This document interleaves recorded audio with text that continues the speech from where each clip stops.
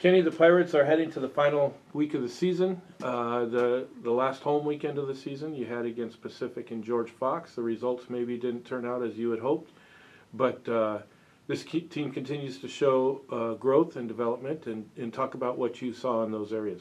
Yeah, I thought both games were fairly similar, not in the most positive way at times, where, got off to a decent start and had some really good stretches, maybe not as extended as we would have liked. But then kind of just hit a lull or a little bit of a wall, it seemed like, in both second halves, where we kind of were within striking distance of 3-4 possessions, hit a scoring drought in both third quarters, and then kind of let it get away from us in that first 5 minutes of the fourth. Was proud of the fight and resilience the group showed, but just have to, essentially go through those growing pains and living out those lessons that, in an ideal situation where you have some, senior leadership kind of across the board that can kind of show the way. We have, some freshmen and younger players out there that are getting the, experience in a trial by fire manner. You talked about the freshmen.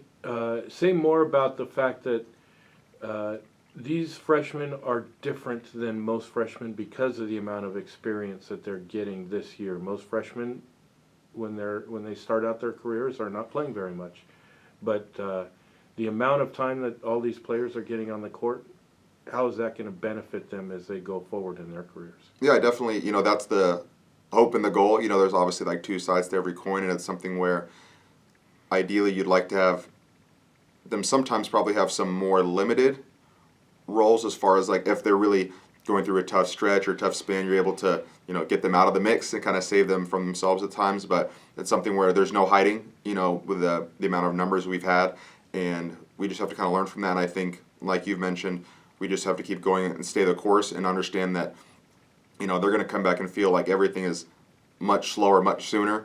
I'm not someone that likes to take people out for mistakes. I like to let them work through it, and I don't think they've had much better experience than this year of having to learn and play through a lot of things, good and bad. So it's only going to help them in the long run. We just have to stay the course, and they just have to keep believing and fighting, which they've shown. They're going to put that fight and belief to the test this week with road games against the top two teams in the conference, at Whitman on Tuesday night and at Linfield on Saturday. Talk about what our chances are. What do we need to do to pull off an upset? Yeah, two difficult games both on the road. I think that's the beauty of the round robin, is you always play everybody home and away, so no matter what happens at your place or theirs, you're going to have to see them again. And I think, playing a Linfield group that would be at full strength, I'll assume,